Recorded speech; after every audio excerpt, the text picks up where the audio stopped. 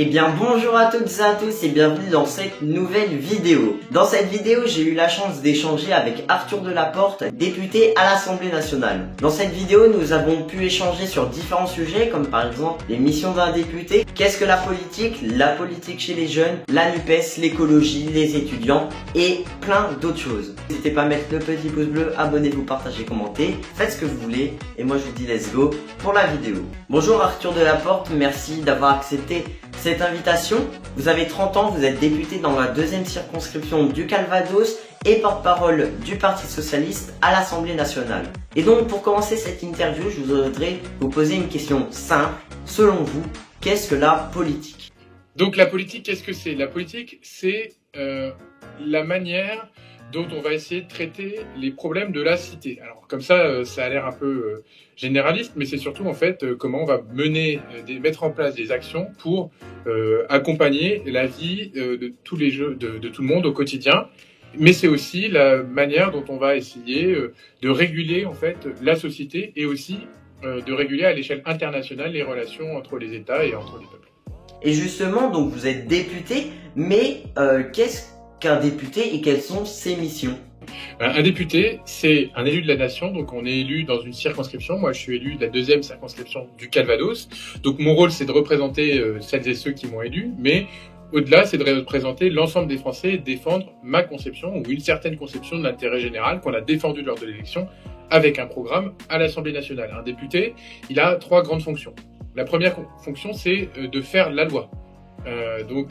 Voilà, moi mon rôle, je fais la loi, j'écris la loi, je peux modifier les textes de loi qui sont présentés par le gouvernement, ou je peux écrire moi-même des propres textes de loi. Je la vote, je peux aussi contrôler, ou je dois contrôler l'action du gouvernement. C'est une autre fonction importante du parlementaire.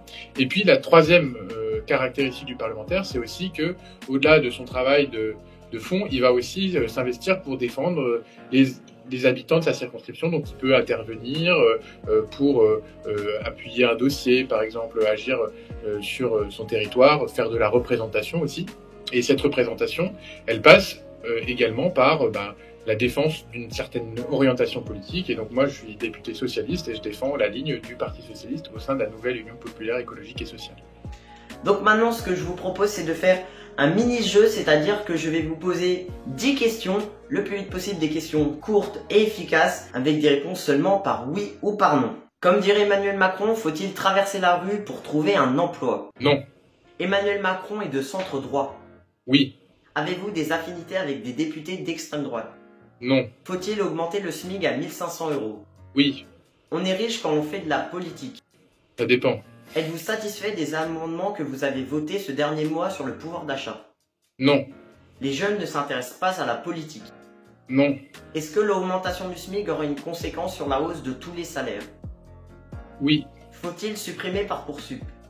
Oui. Le Rassemblement national est le parti du peuple? Non. C'est assez intéressant parce qu'honnêtement, il y avait des questions que je pensais que je vous allez pas répondre ça et j'étais assez surpris. Par exemple, dites-moi. Par exemple, quand vous avez dit que les jeunes ne s'intéressaient pas à la politique et que vous aviez dit non à cette question, on entend tellement dire justement ces propos que moi je pensais que vous alliez répondre oui. Moi je pense que les jeunes s'intéressent à la politique, c'est juste qu'on projette une image que la jeunesse est en fait totalement désocialisée et n'en a rien à faire, alors que c'est pas vrai. J'en suis intimement convaincu. Et justement, est-ce que vous avez des mesures, est-ce que vous avez des idées de certaines choses à mettre en place qui pourraient un peu faire changer ces choses-là? Déjà, moi je pense qu'il y a tout à miser sur la question de l'éducation populaire et d'éducation à la citoyenneté. Ça c'est important parce que en fait, c'est pas que les jeunes s'intéressent pas à la politique, c'est qu'on considère que les jeunes ne sont pas aptes à s'intéresser à la politique. Moi je suis pour le droit de vote à 16 ans par exemple, c'est un moyen qu'on commence à voter plus jeune et donc on vote plus longtemps aussi. Ça c'est ce que montre le droit de vote à 16 ans. Est-ce que le vote à 16 ans justement ça amplifierait pas cette abstention qui est quand même aux dernières législatives à 75% pour les 18-24 ans? En fait, les jeunes s'abstiennent parce qu'ils pensent que la politique ne peut rien pour eux. C'est différent. Enfin, moi, c'est ce dont je suis persuadé. Il y a plusieurs facteurs. Il y a un facteur de manque d'habitude, parce que finalement, on perd l'habitude d'aller voter. Et quand on n'a pas été éduqué à aller voter comme on pouvait l'être, en fait, dans les années 60, où on allait voter parce qu'on considérait que la démocratie, c'était important. Si les parents n'emmènent pas les jeunes voter, alors les jeunes votent moins. Et en fait, aller voter plus jeune, c'est aller voter quand on est encore en famille. Et donc, c'est prendre l'habitude d'aller voter. Donc, c'est pour ça que je pense que le vote à 16 ans, c'est important.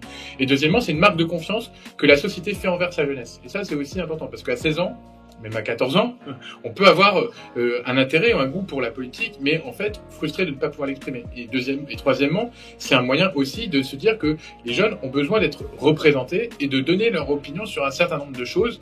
Et par exemple, quand on parle aujourd'hui des politiques qu'on mène, il y a la question du climat et de l'environnement, parce que c'est la manière dont on vivra sur Terre dans les 15, 20, 30, 40 prochaines années.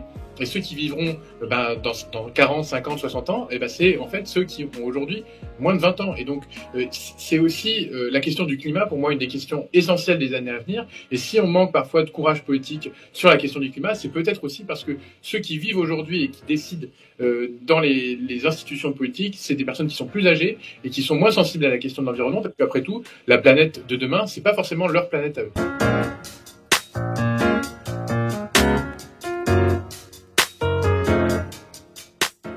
Je lui ai ensuite posé une question sur la NUPES qui a pour but d'avoir une union idéologique à l'Assemblée nationale, mais qui a aussi certaines divergences, comme par exemple sur le pouvoir d'achat ou encore sur le thème de l'écologie, avec par exemple le Parti communiste qui a un avis favorable sur le nucléaire, contrairement au reste de la NUPES qui a un avis totalement négatif sur le sujet. Je lui ai posé la question comment pouvait-on faire une union malgré certaines divergences sur certains sujets. Il m'a répondu que non, sur les mesures du pouvoir d'achat prises ce dernier mois à l'Assemblée nationale, ils étaient tous d'accord, mais que en effet, par exemple sur le sujet de l'écologie, il y avait des idées différentes et que la discussion, l'échange aidait à faire un compromis entre les partis. Je lui ai ensuite demandé si justement il y avait plus de débats à l'Assemblée nationale, vu qu'Emmanuel Macron n'avait plus la majorité absolue grâce à l'émergence d'autres partis, comme par exemple le RN ou justement les NUP. Il m'a ensuite répondu que oui, le débat était plus présent depuis la dernière législative qu'en 2017, mais que ce n'était pas forcément une bonne chose car la République en marche avait fait une alliance avec les Républicains,